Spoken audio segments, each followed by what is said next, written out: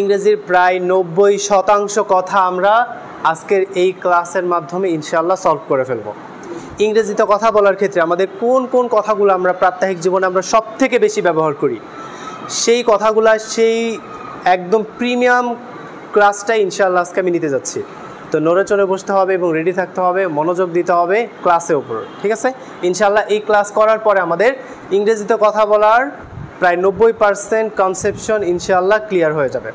তো আমরা আমাদের প্রাত্যহিক জীবনে মোডাল অক্সিলারি ভার্বের ব্যবহার করে থাকি সব সময়, যে কোনো মুহূর্তে যে কোনো পরিবেশে আমরা ব্যবহার করে থাকি। তো মোডাল অক্সিলারি ভার্ব আমরা কীভাবে ব্যবহার করব, আমরা আমাদের প্রাত্যহিক জীবনে কীভাবে ইংরেজিটাকে সহজভাবে উপস্থাপন করব, সেই চেষ্টাই আমাদের থাকবে ইনশাআল্লাহ। তো কথা না বাড়িয়ে চলো শুরু করি আজকের ক্লাসটি। আমরা প্রথমে একটা সাবজেক্ট চুজ করব। সাবজেক্ট মানে হচ্ছে কর্তা, যে কাজ করে, ঠিক আছে? আর যে কাজ করে দেয় সেটা হচ্ছে ভার্ব, বুঝতে পারছো? আর যে কাজ করে সে হচ্ছে সাবজেক্ট। যেমন মনে করো মাহমুদুল্লাহ ক্রিকেট খেলে। কে ক্রিকেট খেলে? মাহমুদুল্লাহ, তাই না? কে দ্বারা প্রশ্ন করলে যে উত্তর খুঁজে পাওয়া যায় তাকে আমরা সাবজেক্ট বলবো বা কর্তা বলবো, বুঝতে পারছো? আর কি দ্বারা প্রশ্ন করলে যে উত্তর পাওয়া যায় সেটা হচ্ছে ভার্ব। কি খেলে? ক্রিকেট খেলে। কি খেলে?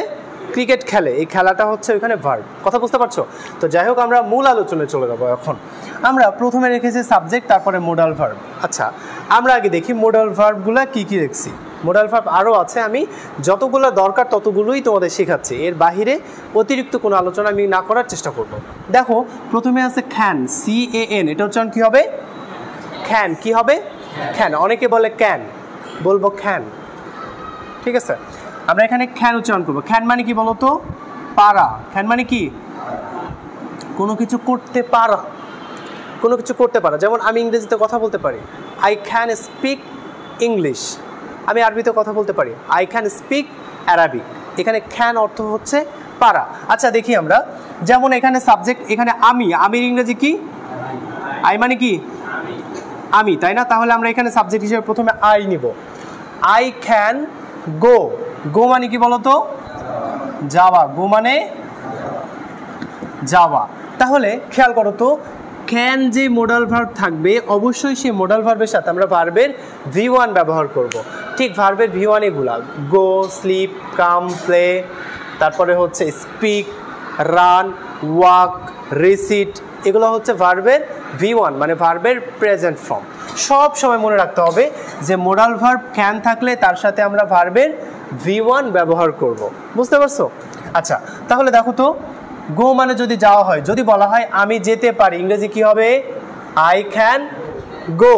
আর স্লিপ মানে কি বলো তো? ঘুমানো। কাম মানে আসা। কাম মানে প্লে মানে খেলা। যদি বলা হয় আমি ঘুমোতে পারি, কি হবে? I can slip.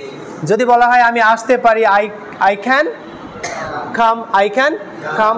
আচ্ছা যদি বলা হয় আমি খেলতে পারি, কি হবে? I can play. বুঝতে পারছো? তাহলে এগুলা দিয়ে দেখো তো আমরা অনেকগুলো বাক্য তৈরি করতে পারছি না? এগুলো হচ্ছে এক একটা ফর্মুলা, এক একটা সূত্র, এক একটা ট্রিক্স, যে ট্রিক্সের সহায়তায় আমরা খুব সহজে ইংরেজিটাকে আয়ত্ত করতে পারি, বুঝছো? এরপরে আছে, আচ্ছা আমি, তোমরা বললা যে স্যার আমি দিয়ে তো বললেন, এবার যদি বলা হয় আমরা, যদি বলা হয় আমরা যেতে পারি, তাহলে কি হবে? উই। উই মানে কি? উই মানে আমরা। তাহলে আমরা যেতে পারি, তাহলে কি হবে? We can go. আমরা ঘুমোতে পারি, উই ক্যান স্লিপ। আমরা আসতে পারি, উই ক্যান কাম। আমরা খেলতে পারি, উই ক্যান প্লে। পারা যাবে না? যদি বলা হয় তারা, তারা যেতে পারে, তারার ইংরেজি কি? দে। দে মানে কি? তারা। দেই, দে না, হবে দেই। দে মানে হচ্ছে তারা। তাহলে কি হবে? দে ক্যান গো মানে তারা যেতে পারে। দে ক্যান স্লিপ, তারা ঘুমোতে পারে। দে ক্যান কাম, তারা আসতে পারে। দে ক্যান প্লে, তারা খেলতে পারে। বুঝতে পারছো? আচ্ছা তাহলে ক্যান মোডাল ভার্ব যেখানে থাকবে সেখানে আমরা ভার্বের V1 ব্যবহার করব, মনে থাকবে প্রেজেন্ট ফর্ম ব্যবহার করব। আচ্ছা এইবার আসা যাক, খুড। ক্যান মানে হচ্ছে পারা, আর খুড মানে হচ্ছে পারতাম। ক্যান মানে পারা, আর খুড মানে পারতাম, মানে অতীতের কিছু, তুমি আগে পারতা এখন পারো না এমন কিছু, পারতাম। খুড মানে কি? পারতাম, ঠিক খুড যেখানে থাকবে সেখানেও আমরা এগুলো ব্যবহার করব, ভার্বের V1 ব্যবহার করব, ভার্বের প্রেজেন্ট ফর্ম আমরা ব্যবহার করব। বুঝতে পারছো? দেখো তো এখানে, তাহলে আমি যেতে পারতাম কি হবে? আই কুড গো, আমি ঘুমোতে পারতাম। আই কুড স্লিপ, আমি আসতে পারতাম। আই কুড কাম, আমি খেলতে পারতাম। I could play. যদি বলা হয় পারি কি হবে? ক্যান। আর যদি বলা হয় পারতাম তাহলে কি হবে? কুড। মানে অতীতের কিছু, অতীতে তুমি পারতে, এখন পারো না, এই সম্পর্কিত কথা বলতে হলে আমরা কুড ব্যবহার করব। আর কুড অর্থ হচ্ছে পারতাম। বুঝতে পারছো কথা আমার? আচ্ছা, এই কুডের পরেও আমরা ভার্বের V1 ব্যবহার করব। আর কুডের বাংলা অর্থ হচ্ছে পারতাম। কথা ক্লিয়ার? আচ্ছা, এরপরে আছে will be able two. Will be able two মানে হচ্ছে পারবো। উইল বি এবল টু মানে কি? পারবো, ভবিষ্যতে বা এখনই তুমি করতে পারবা। উইল বি এবল টু মানে কি? পারবো। উইল বি এবল টু মানে কি? পারবো। ঠিক আছে, আমরা বলবো এইবল। বলো able. Will be able two. শোনা যাচ্ছে না? Will be able two. গলার ফোর্স নাই তোমাদের, বলো। এটা মানে কি? মানে কি? পারবো। আচ্ছা, যদি বলা হয় যে আমি যেতে পারবো, গো মানে যাওয়া, তাহলে আমি যেতে পারবো কি হবে? I will be able to go, আমি যেতে পারবো। যদি বলা হয় আমি ঘুমোতে পারবো,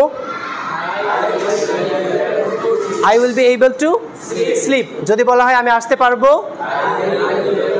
I will be able to come. যদি বলা হয় আমি খেলতে পারবো, I will be able to play. যদি বলা হয় আমি শিখতে পারবো, I will be able to learn. যদি বলা হয় আমরা যেতে পারবো, we will be able to go. যদি বলা হয় আমরা ঘুমোতে পারবো, we will be able to sleep. যদি বলা হয় আমরা আসতে পারবো, we will be able to come. বুঝতে পারছো কথা? আচ্ছা, তাহলে উইল বি এবল টু থাকলেও আমরা ভার্বের V1 ব্যবহার করব। কথা ক্লিয়ার? এইবার আসা যাক ক্যান বি। ক্যান বি মানে হচ্ছে পারছি। ক্যান বি মানে কি? পারছি। এই ক্যান বির পরে ভার্বের আইএনজি ব্যবহার করতে হয়। কি ব্যবহার করতে হয়? কি ব্যবহার করতে হয়? আইএনজি। জোরে কথা বলবা, শোনা যাচ্ছে না। কি ব্যবহার করতে হয়? আইএনজি ব্যবহার করতে হয়। দেখো তো, ক্যান বি মানে হচ্ছে পারছি। যদি বলা হয় আমি যেতে পারছি কি হবে? I can be going. I can be. যদি বলা হয় আমি ঘুমোতে পারছি, আই ক্যান বি স্লিপিং। এই যে ভার্বের সাথে আইএনজি যুক্ত করতে হবে, যে স্লিপ মানে স্লিপ হচ্ছে ভার্বের V1, আইএনজি যুক্ত করলে ভার্বের আইএনজি হবে। স্লিপিং, স্লিপ থেকে স্লিপিং, প্লে থেকে প্লেইং, কাম থেকে কামিং, গো থেকে গোয়িং। বুঝতে পারছো? তাহলে যদি বলা হয় যে আমি আসতে পারছি কি হবে? I can be coming. I can be coming. যদি বলা হয় আমি খেলতে পারছি, I can be playing. I can be playing. কথা clear?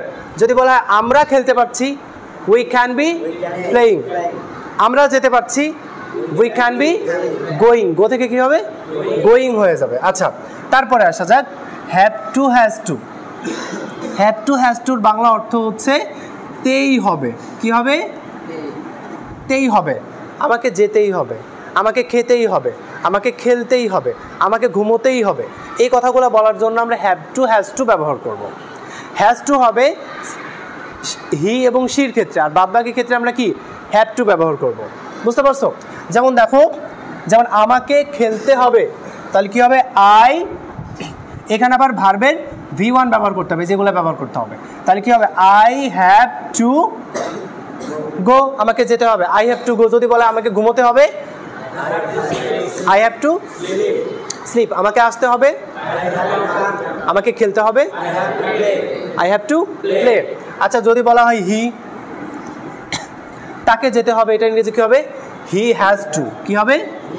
He has to. He has to go.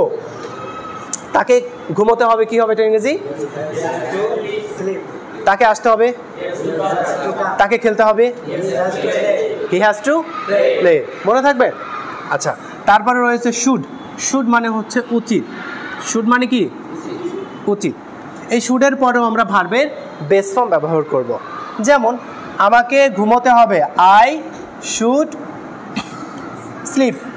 আমার ঘুমানো উচিত, সরি, আমার ঘুমানো উচিত। কি হবে? আই শুড বলো, আই শুড স্লিপ মানে কি? আমার ঘুমানো উচিত। আচ্ছা যদি বলা হয় আমার যাওয়া উচিত, আই শুড গো। আমার আসা উচিত, আমার খেলা উচিত, আই শুড প্লে। আমরা শুড দেখলে ভার্বের বেস ফর্ম ব্যবহার করবো, মানে ভার্বের প্রেজেন্ট ফর্ম ব্যবহার করবো বা V1 ব্যবহার করবো, বুঝতে পারছো? আচ্ছা তারপরে রয়েছে শুড হ্যাভ। শুড হ্যাভ মানে হচ্ছে কি জানো? উচিত ছিল। শুড হ্যাভ মানে উচিত ছিল, আমার যাওয়া উচিত ছিল। I should have go. I should have go না, কি হবে? I should have gone. ভার্বের V1 ব্যবহার করতে হবে। এই যে এগুলা হচ্ছে ভার্বের V1, নিচে যেগুলো লিখে দিছি এগুলো ভার্বের V1, মানে ভার্বের পাস্ট পার্টিসিপল ফর্ম, বুঝতে পারছো? একটা ভার্বের তিনটা চেহারা থাকে, প্রেজেন্ট ফর্ম, পাস্ট ফর্ম এবং পাস্ট পার্টিসিপল ফর্ম। তাহলে দেখো তো কি হবে? আমার যাওয়া উচিত ছিল, আই শুড হ্যাভ গন। আমার আসা উচিত ছিল, আই শুড হ্যাভ কাম। আমার ঘুমানো উচিত ছিল, I should have slipped. Slipped হচ্ছে ভার্বের V3। আমার খেলা উচিত ছিল, আই শুড হ্যাভ প্লেড। আমার তাকে সাহায্য করা উচিত ছিল, I should have helped him. আমার তাকে সাহায্য করা উচিত ছিল। কথা বুঝতে পারছো? আমার নামাজ পড়া উচিত ছিল, আই শুড হ্যাভ পারফর্মড সালাত। বুঝতে পারছো? এইভাবে আমরা ইংরেজি শিখবো ইনশাআল্লাহ। তারপরে রয়েছে মাস্ট। মাস্ট মানে হচ্ছে অবশ্যই। মাস্ট মানে কি? মাস্ট মানে অবশ্যই। আর মাস্টের পরে ভার্বের V1 বসে, এই যেগুলো বসাইতে হবে। মাস্টের পরে ভার্বের V1 মানে যেগুলো বসাইতে হবে। তাহলে দেখো তো আমার দেখো আই মাস্ট গো মানে আমি অবশ্যই যাব।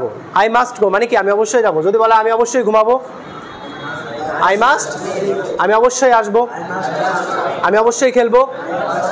তাহলে মাস্টের পরে ভার্বের কি বসে? ভার্বের V1 বসে।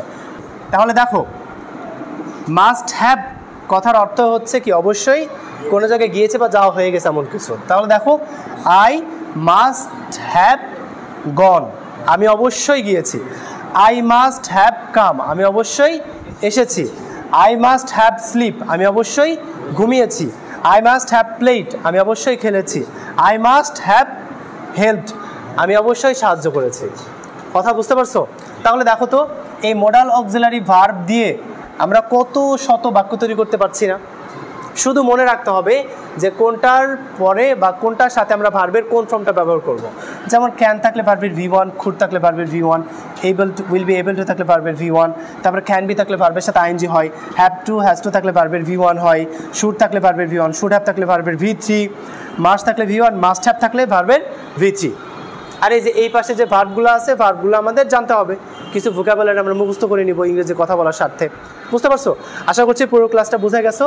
আর এমন সব ক্লাস পেতে, এমন সব ক্লাস দেখতে আমার চ্যানেলে চোখ রাখতে হবে এবং সেই সাথে সাথে কি একটা সুন্দর কমেন্টস করে ইন্সপিরেশন দিতে হবে। তো তোমাদেরকে অসংখ্য ধন্যবাদ জানাচ্ছি ক্লাসটা মনোযোগ সহকারে করার জন্য।